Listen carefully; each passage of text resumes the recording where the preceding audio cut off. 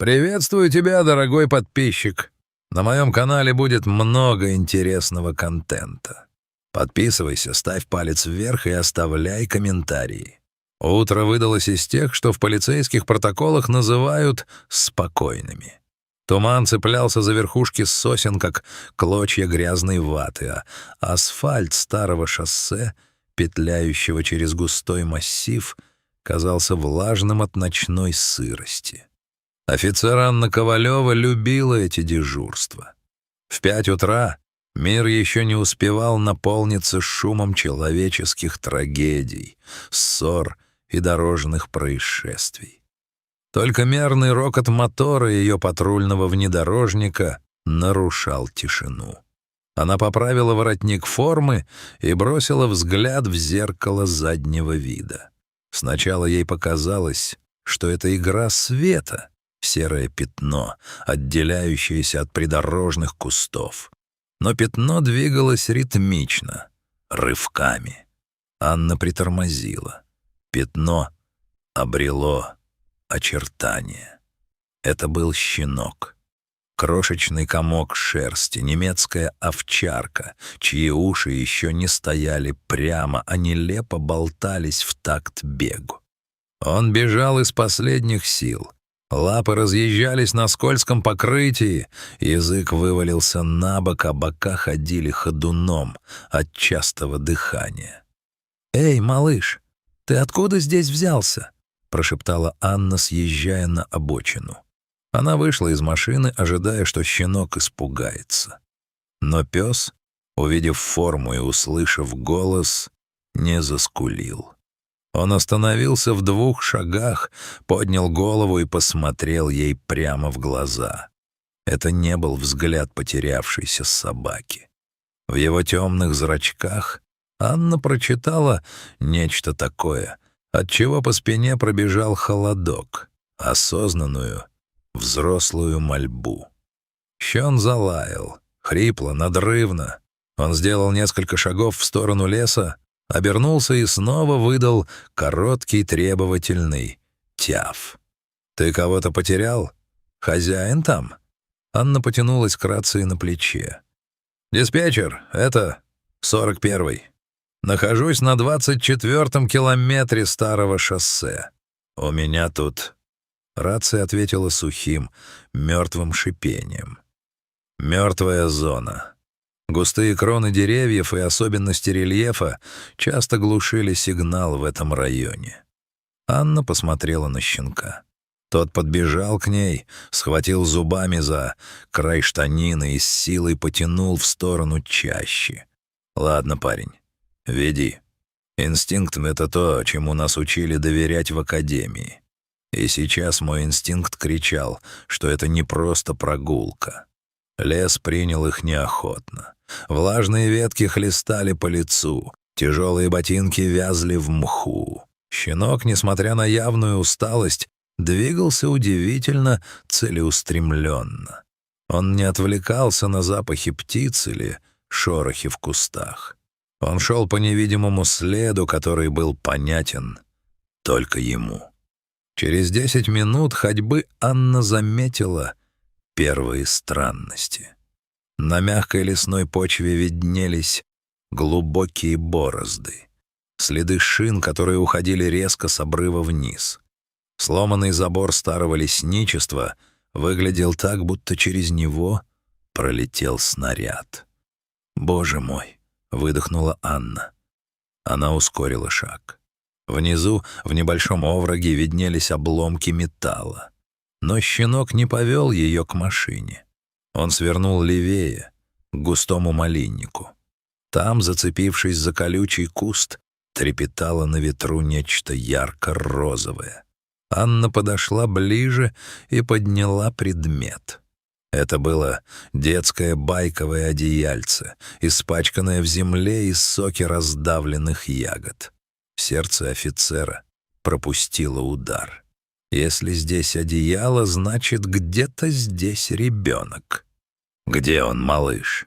«Ищи», — скомандовала она, уже не сомневаясь в способностях своего маленького проводника.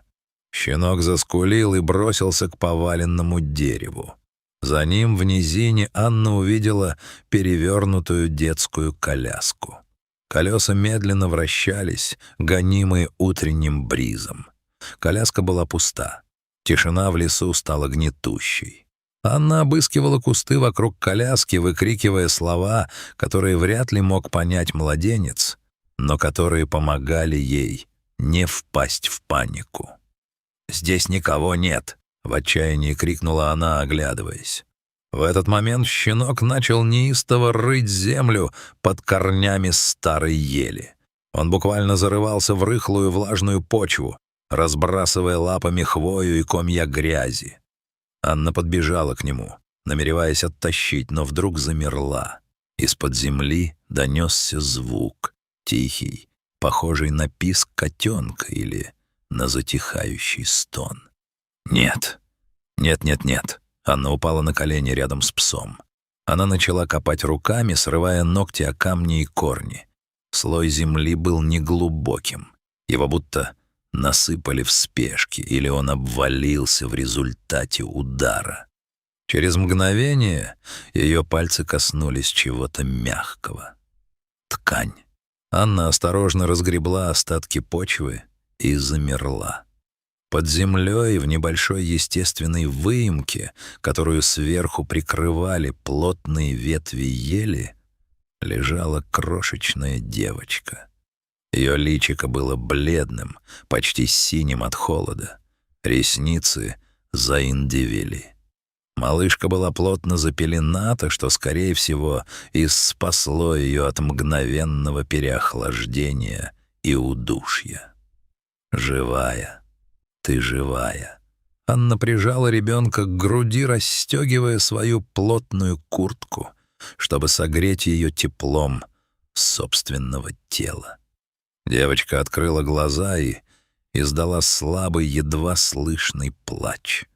Щенок, обессиленный, лег рядом, положив голову на колено Анны. Его миссия была выполнена. Путь назад казался вечностью. Держа младенца одной рукой, Анна пробиралась через бурелом.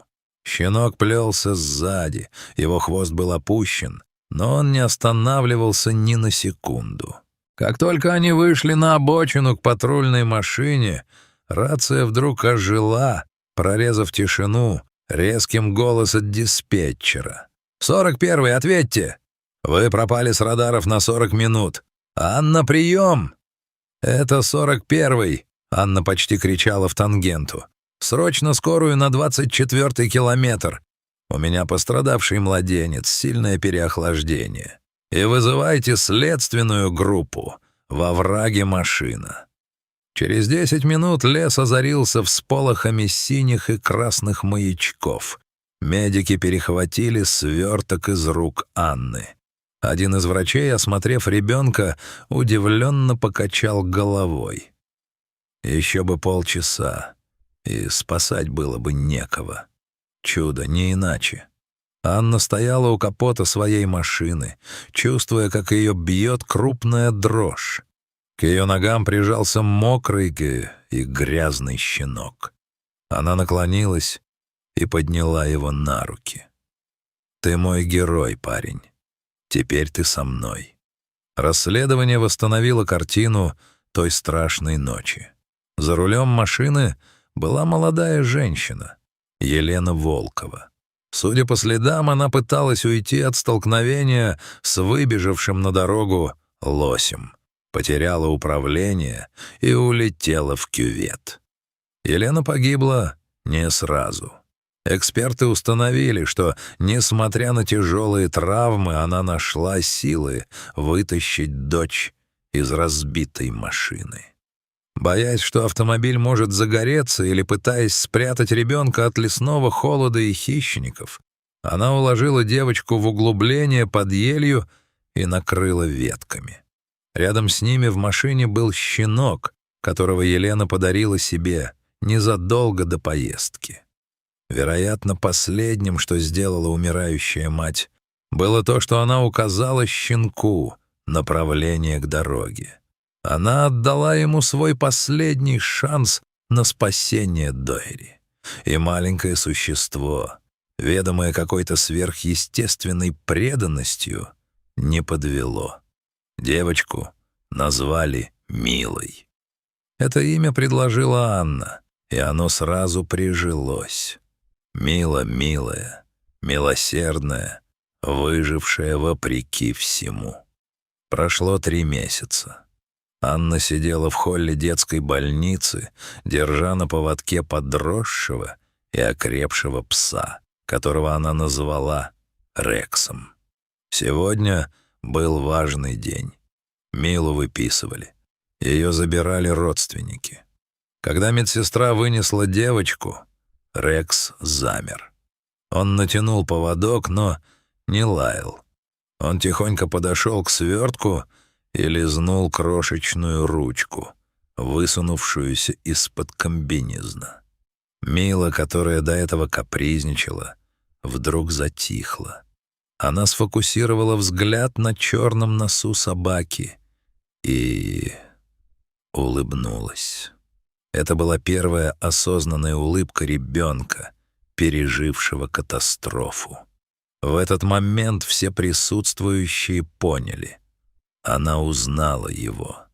Она помнила запах той шерсти, которая грела ее в лесу, и тот лай, который стал ее колыбельной.